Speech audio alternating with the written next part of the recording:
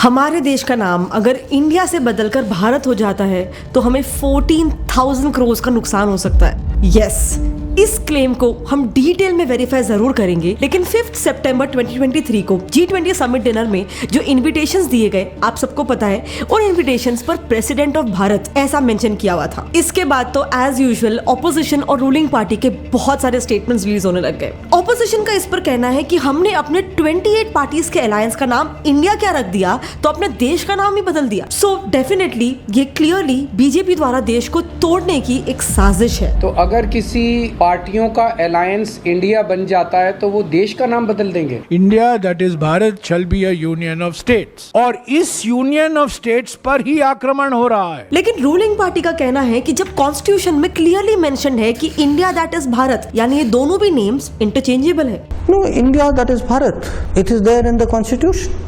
I would invite everybody to read. And सबसे important बात उनका कहना है कि ऑपोजिशन के एजेंडा में भी ये नेम चेंज बहुत पहले से ही था, लेकिन उन्हें प्रॉब्लम इसलिए हो रही है क्योंकि बीजेपी ने उनसे पहले इसे अंजाम दे दिया। दिल्ली तो इंडिया है ना, अच्छा, भारत है, अच्छा, भारत में मिलता है। लेकिन यार हर एक मूव को ऐसे पॉलिटिकल बनाने से कोई भी प्रॉब्लम सॉल्व नहीं होने वाला है। एंड हम एज आम जनता बस यही समझना चाहते हैं कि क्या सबसे पहले तो इंडिया का नेम ऑफिशियली चेंज हो भी रहा है? इफ यस, क्या गवर्नमेंट ने इसे लीगली अंजाम भी दिया है? एंड फाइनली ये 14,000 करोड़ का नुकसान का पूरा मुद्दा क्या है? यानी एज यूजुअल समझते हैं आज की वीडियो में भी कि इंडिया का नाम चेंज करने के क्या आर्ग्यूमेंट्स है एंड उसके क्या काउंटर आर्ग्यूमेंट्स है। इसे डिटेल में हम आज स्टडी करने वाले हैं, इसीलिए इस वीडियो को प्लीज एंड तक जरूर देखना, वरना आपको इस मुद्दे का सिर्फ एक ही पर्सपेक्टिव मिलेगा and half information is even more dangerous than no information.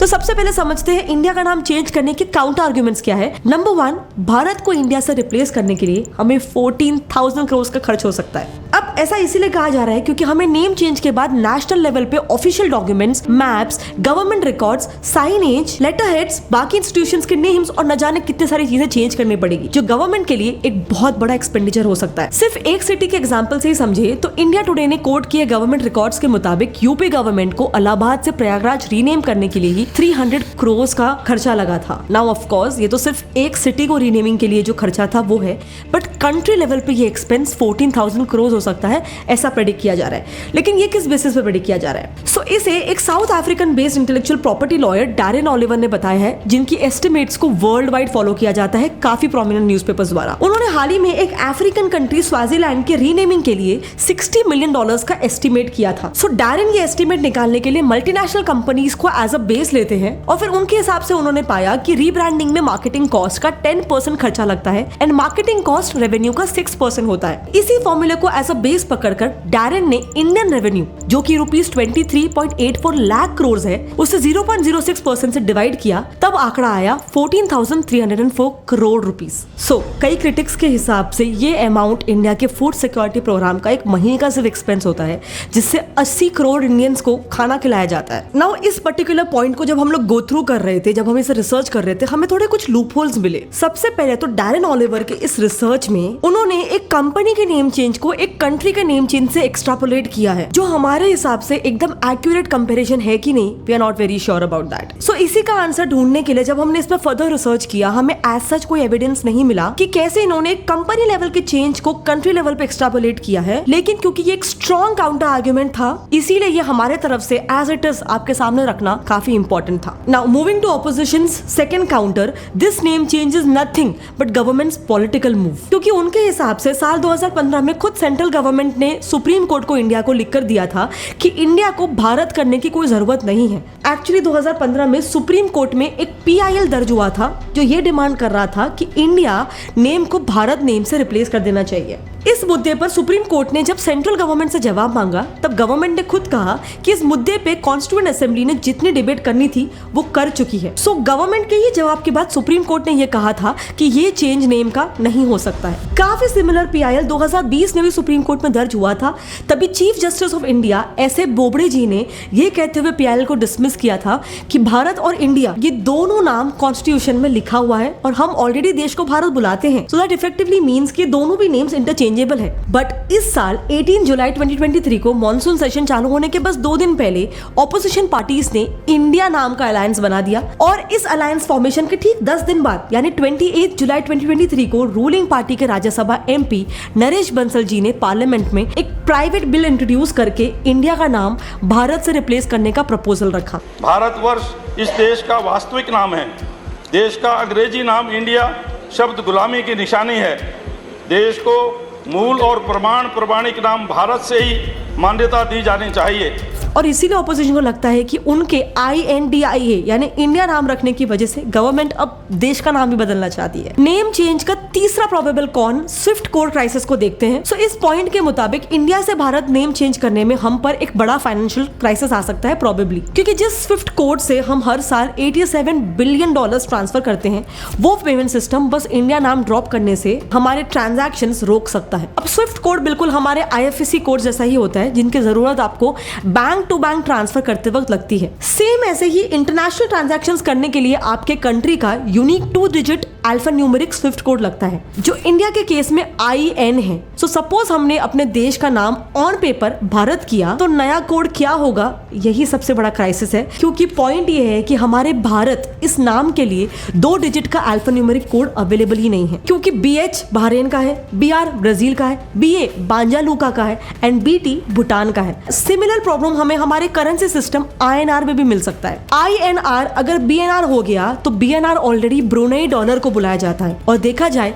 तो INR खुद में भी एक अपने आप में ही एक ब्रांड वैल्यू होल्ड करता है। इसका एग्जांपल देती हूँ, क्या आप BDT इस करेंसी को जानते हैं? वेल ये हमारे पड़ोसी देश बांग्लादेश की करेंसी बांग्लादेश टाका है, पर यहीं पे अगर आप पूरी दुनिया में भी INR के बारे में पूछ लो तो चांसेस हाई है कि काफी लोग INR को रिकॉग्नाइज करेंगे एज इंडियन करेंसी। यही ब्रांड वैल्यू पॉइंट से हम आते हैं हमारे नेक्स्ट पॉइंट की तरफ। Similar brand value India name से भी काफी सारे कैंपेन्स की बनी हुई है, जैसे कि incredible India for tourism, make in India for self reliance. आज ऐसे बहुत सारे कैंपेन्स हैं जो वर्ल्ड वाइड बहुत ज्यादा फेमस है एंड इसीलिए इस नेम चेंज मुद्दे को लेकर कई सारे मीम्स भी वायरल हो रहे हैं, जिसमें ऐसा बताया जा रहा है कि इसरो बन जाएगा बिस्रो, IIT बन जाएगा BIT और SBI जैसे गवर्नमेंट ऑर्गेनाइजेशंस का नाम भी चेंज हो जाएगा, जैसे SBI बन जाएगा SBB। नाउ ये स्पेसिफिक पॉइंट हल्का सा डिफरेंट है क्योंकि ये काउंटर आर्गुमेंट किसी भी ऑपोजिशन के मेंबर्स का नहीं है, लेकिन क्योंकि ये मीम्स वगैरह के थ्रू काफी वायरल हो रहा है तो मैं सिर्फ इसे क्लियर करना चाहती हूँ। देखो, नाम तो चेंज नहीं हुआ है, लेकिन मान लो एक हाइपोथेटिकल सिनेरियो में अगर कल को हो भी जाता है तो भी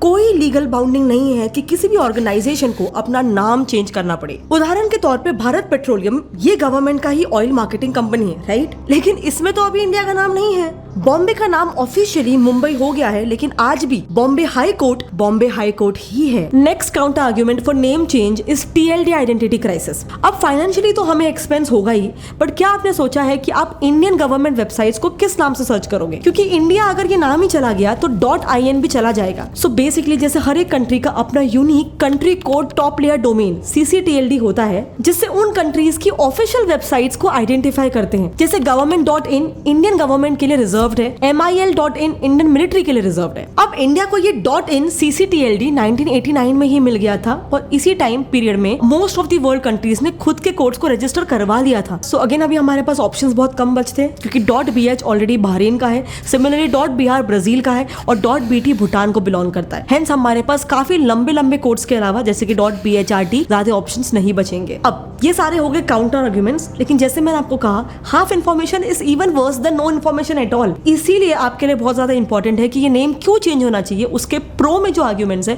अब वो भी समझ लो। सो इस नेम चेंज का जो फर्स्ट प्रो आर्ग्यूमेंट है वो है eradicating our colonial past. Bharat, Bharata, Bharatvarsh, आर्यवर्ता, जम्बूद्वीपा ये सभी इंडिया के ही एंशिएंट नेम्स है।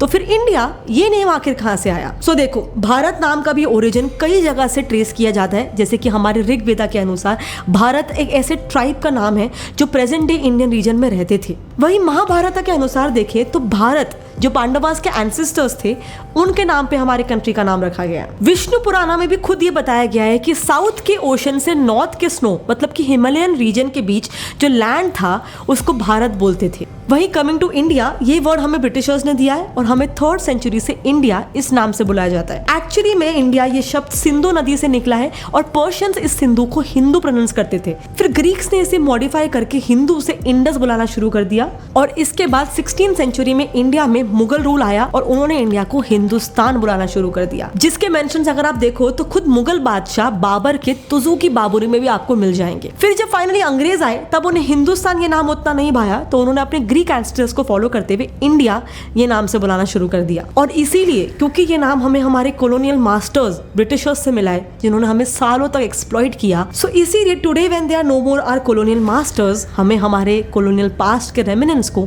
इरेडिकेट करना चाहिए। एंड गवर्नमेंट के हिसाब से ये स्टेप अगर गवर्नमेंट ले भी रही है तो ये कोई अचानक से लिया हुआ स्टेप नहीं है, क्योंकि अगर हम देखें तो 8 फरवरी 2022 को पीएम मोदी ने पार्लियामेंट में विष्णु पुराण को रिसाइट करते हुए भारत इस शब्द पर काफी एम्फेसिस किया था। उसे भारत कहते हैं तथा उनकी संतानों को भारती कहते हैं। फिर उसी साल 15 अगस्त को इंडिपेंडेंस डे पर पीएम ने 5 प्रण लिए थे। इसमें दूसरा प्रण कॉलोनियल हिस्ट्री के हर एक निशानी को मिटाने का था। इस प्रण के ठीक अगले ही महीने यानी सितंबर 2022 में राजपथ का नाम बदलकर कर्तव्य पथ रख दिया गया। उसी साल इंडियन नेवी एनसाइन पर लगे ब्रिटिश सेंट जॉर्जेस क्रॉस को हटाकर छत्रपति शिवाजी महाराज के सील से रिप्लेस कर दिया गया। So basically my point is कि ऐसे कई सारे चेंजेस किए गए जिन्हें कॉलोनियल पास्ट का एक सिंबल माना जाता था। एंड माइंड यू, अपने कॉलोनियल मास्टर्स का नाम बदलने वाली इंडिया कोई फर्स्ट कंट्री नहीं है। ऐसे कई सारे कंट्रीज ने ऑलरेडी अपना नेम चेंज कर लिया है, जैसे कि श्रीलंका ने सेलोन को चेंज किया, म्यांमार ने बर्मा को और थाईलैंड ने सियाम को चेंज कर दिया था। नाउ नेम चेंज का जो सेकंड प्रो आर्गुमेंट है वो ये है कि ऑपोजिशन खुद भारत नेम चेंज करना चाहती थी। साल 2012 में कांग्रेस एमपी शांताराम नायक ने 2 बार इंडिया का नाम भारत करने के लिए एक प्राइवेट मेंबर बिल राज्यसभा में खुद इंट्रोड्यूस किया था। पहली बार तो उनका टर्म खत्म होने की वजह से बिल लैप्स हो गया था, और दूसरी बार बिल क्यों पास नहीं हुआ इसके हमें एग्जैक्ट डिटेल्स अभी पता नहीं है। नाउ इसके भी पहले 2004 में ही इंडिया अलायंस का एक major political party Samajwadi party की यूपी में भी उस वक्त जब उनकी सरकार थी, तब उन्होंने कॉन्स्टिट्यूशन के आर्टिकल नंबर 1 जो कहता है इंडिया दैट इज भारत, उसे बदलकर उन्होंने डिमांड रखी थी कि भारत दैट इज इंडिया ऐसा हो जाए। इनफैक्ट उन्होंने इसे चेंज करने के लिए यूपी विधानसभा में यूनानिमसली अमेंडमेंट स्टेट लेवल पर पास भी कर दिया था। ऑपोजिशन अलायंस के एक और सीनियर लीडर लालू प्रसाद यादव जी ने भी भारत इस वर्ड का समर्थन करते हुए दिल्ली को इंडिया और पटना को भारत कहा था। दिल्ली तो इंडिया है ना, अच्छा, भारत है, अच्छा, भारत में मिलता है। इस बयान से बेसिकली उनका मतलब ये था कि वो देश आज भी पौराणिक भारत है, फिर चाहे दिल्ली कितना भी मॉडर्नाइज हो जाए। और डिमांड तो दूर, रूलिंग पार्टी का ये कहना है कि ऑपोजिशन खुद जब पावर में थी तब उन्होंने खुद भी कॉलोनियल पास्ट रहे सिटीज के नेम्स को बदला है। जैसे बॉम्बे का नाम मुंबई किया, मद्रास का नाम चेन्नई कर दिया, कलकत्ता का नाम कोलकाता कर दिया और बैंगलोर का नेम बेंगलुरु कर दिया। Now next argument is Bharat is already an alternate name for India. 6 सितंबर 2023 को पीएम मोदी ने अपने मिनिस्टर्स को कहा कि भारत शब्द से जुड़ी किसी भी पॉलिटिक्स को अवॉइड करे, क्योंकि उनका मानना है कि भारत ये देश का पौराणिक नाम है,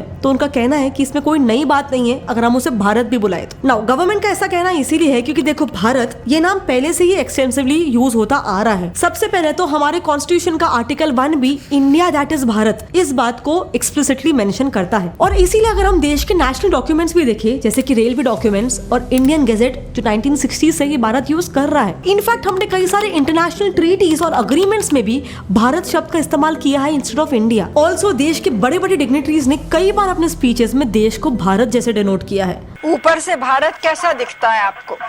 आज स्वतंत्र भारत की 49वीं वर्षगांठ।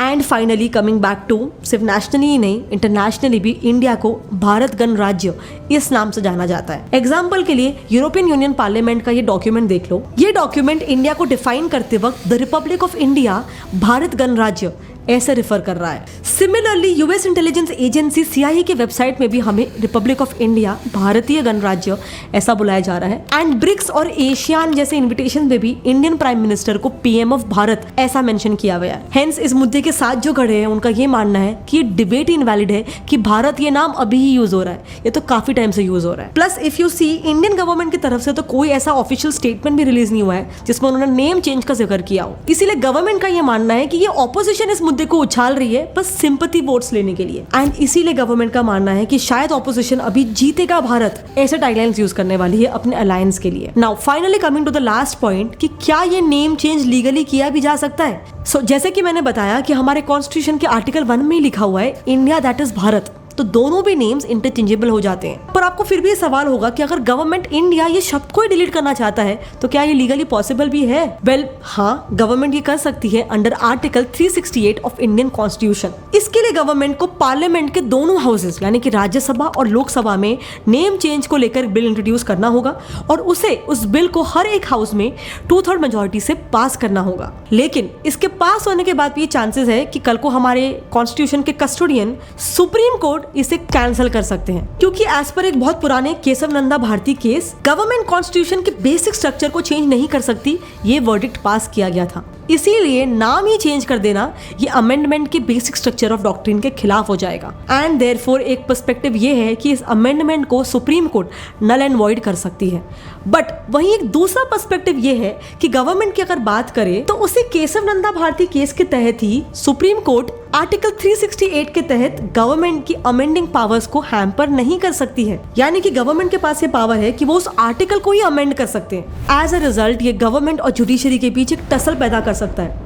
तो अब क्या होगा ये तो आगे देख के ही समझेगा, यानी कि अगर कल को ऑफिशियली ये नेम चेंज होता है तभी एग्जैक्टली मालूम पड़ेगा कि आगे क्या होने वाला है। क्योंकि एक्चुअली जैसे आप जानते हो हमारे कॉन्स्टिट्यूशन को लॉयर्स पैराडाइज कहते हैं, क्योंकि इसमें इतने सारे लूप होल्स, इतनी सारी निटिग्रिटीज होती हैं कि फाइनल आउटकम क्या आता है वो आपके पर्सपेक्टिव और आपके स्किल्स पे डिपेंड करता है। एंड इन्हीं लूप होल्स की वजह से unfortunately on a separate note आज इंडिया में कई सारे ऐसे लॉज एग्जिस्ट करते हैं जो कंप्लीटली एंटी मैन है।